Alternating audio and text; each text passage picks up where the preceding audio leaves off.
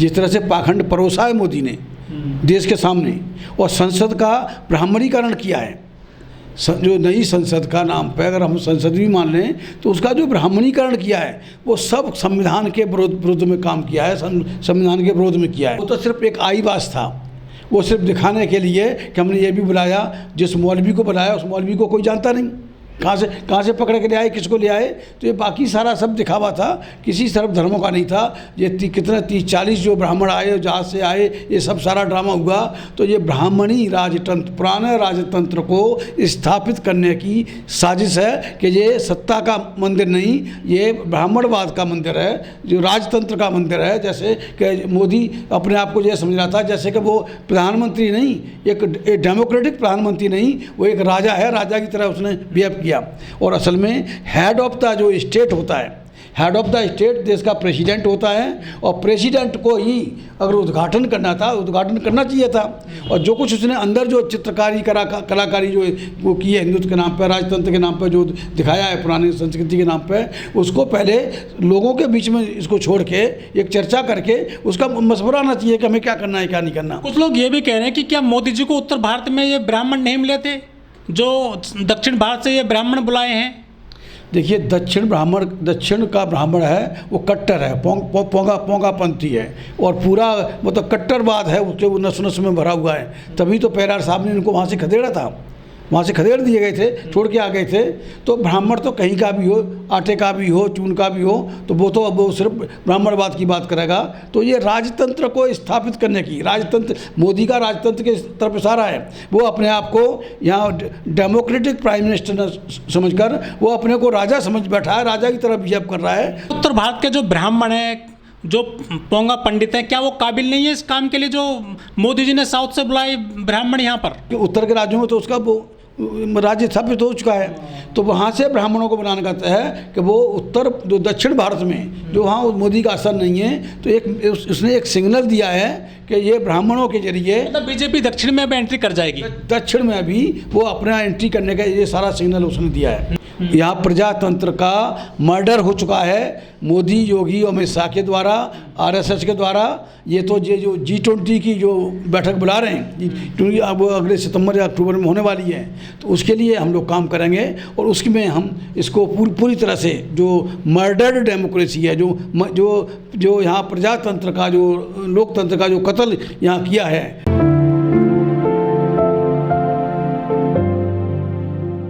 नमस्कार, मैं उमदेव। आज हमें दिल्ली में हमारे साथ हैं भाई तेज सिंह जी। भाई तेज सिंह जी अम्बेडकर समाज पार्टी के अध्यक्ष हैं, और जो नई संसद का उद्घाटन किया है मोदी जी ने, इस विषय पर हम बात करेंगे। भाई तेज सिंह जी नमस्ते, जय भीम। जय भीम।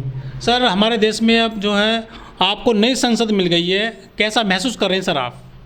वो नई संसद नहीं है मेरे हिसाब से, वो तो एक हिंदू मंदिर बनाया उन्होंने। जिस तरह से अंदर पेंटिंग में जो कुछ दिखाया गया है उन्होंने, जो पूरा जो ये हिंदू राष्ट्र की तरफ बढ़ रहे हैं।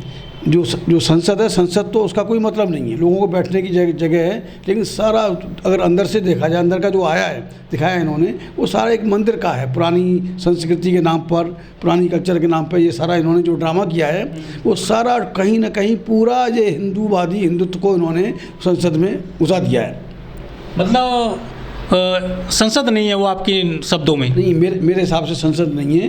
पूरा जो वास्तु है, जो कुछ भी है, जो इस तरह से किया है इन्होंने, वो सारा एक मंदिर, मुझे तो मंदिर लगता है जी, बड़ा मंदिर लगता है। और बड़ा मंदिर है, और इसमें तो जितने जो देश आज़ाद हुआ, आज़ादी की जिन्होंने लड़ाई लड़ी पुरानी संसद में, उनके सबके फ़ोटो थे।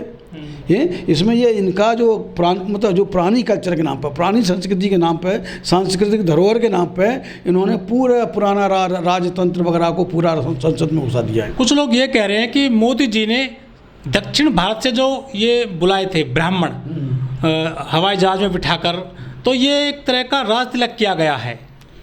देखिए, राज तिलक क्या है कि वो वहाँ से ब्राह्मणों से लाए। संसद, देखिए दो बातें हैं, ब्राह्मण और भारत का संविधान। भारत के संविधान में इन सारे पाखंड की कोई ज़रूरत नहीं थी। लेकिन मोदी जी तमिलनाडु से सेंगोल लेकर के आते हैं, वो तमिलनाडु में स्टालिन की सरकार चल रही है, जो सोशल जस्टिस की बात करते हैं स्टालिन। ये वहाँ से नहीं लाए, तमिलनाडु से नहीं लेके आए। तमिलनाडु में रखा था ना, तो चोला राज्य था, चोल वंश था। चोल वंश के उसमें उस समय जब राजतंत्र होता था तो सत्ता के हस्तांतरण के प्रतीक के रूप में ये संगोल को इस्तेमाल किया जाता था, और भी तमाम लोगों ने इस्तेमाल किया, लेकिन वो राजतंत्र में होता था, ये प्रजातंत्र में नहीं। प्रजातंत्र में संगोल का कोई मतलब नहीं है, ये मीनिंगलेस है। तो ये समझ लो कि ये उसके प्रजातंत्र के नाम पर, प्रजातंत्र के चलते वो राजतंत्र की वो अपने आप को राजा महाराजा समझ रहा है, जो बहुत बड़ी भूल कर रहा है।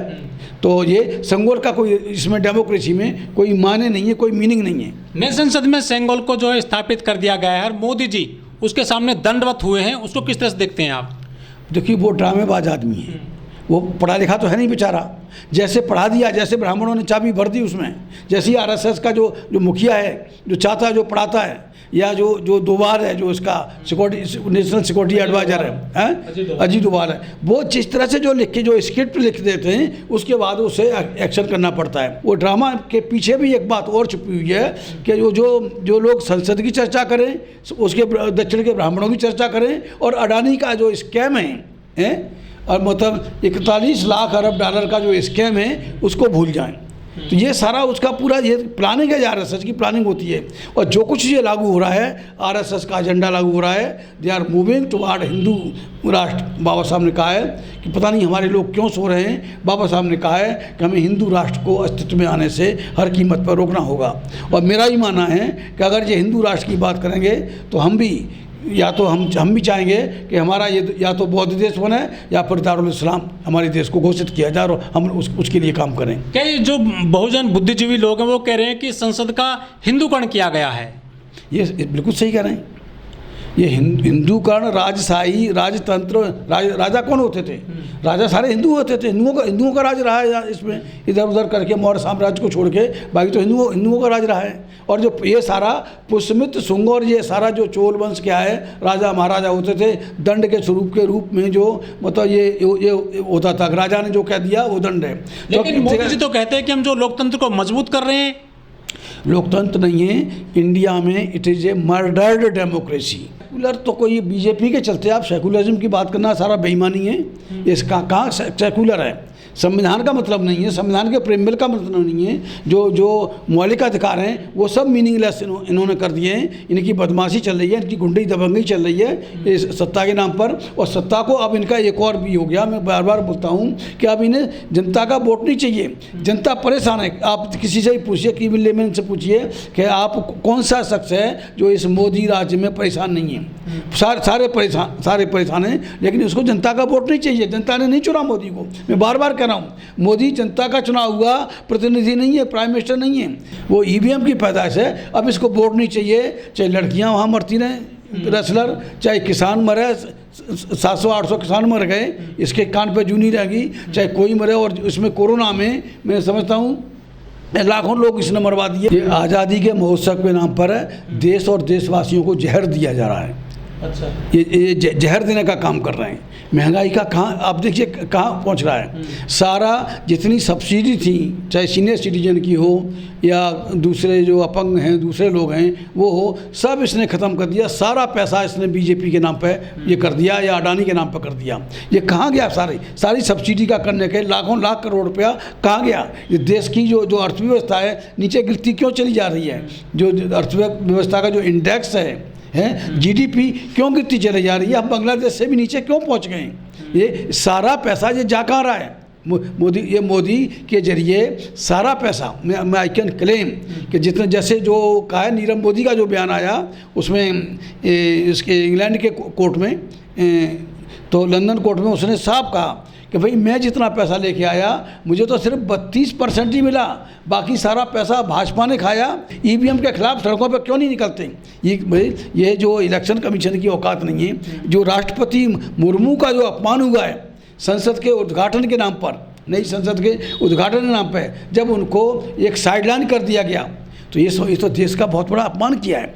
लेकिन संसद में जो है सावरकर पहुंच गए हैं, मोदी जी ने चित्र पर जो है फूल चढ़ाए हैं। अरे जिसको ये अपना बाप कहते हैं, ये सबड़ हिंदू हैं, चाहे कांग्रेस ही हो, चाहे बीजेपी हो, चाहे दबी जबान में या खुली जबान में, ये गांधी को अपना बापू कहते थे, राष्ट्रपिता कहते थे, और राष्ट्रपिता को मारने वाला अब इनका बाप हो गया। बीजेपी वालों को तो पहले ही बाप था, लेकिन वो आगे पीछे करते थे।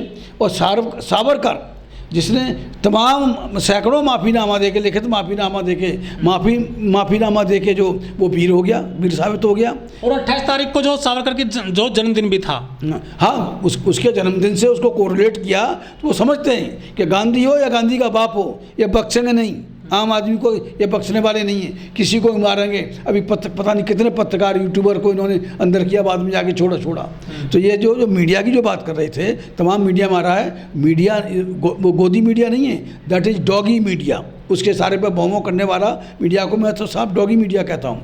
आप जैसे चंद ईमानदार लोग हैं जो लोगों की बात को आगे बढ़ा रहे हैं, देश की जो स्थिति है उससे अवगत करा रहे हैं, किस तरह से देश पूरा बर्बादी के उस पर पहुँच गया है। लाखों लाख करोड़ रुपया यहाँ से बाहर भेजा जा चुका है। अगर नीरव मोदी ने वहाँ कोर्ट में बयान दिया है, लंदन कोर्ट में बयान दिया है, तो ये लगभग परिस्थिति सारे भगड़ों के साथ है। जो 12-13 भागे हैं, वो जो भागे हैं छोटे बड़े, और अभी भी तैयारी हो रही है भागने की।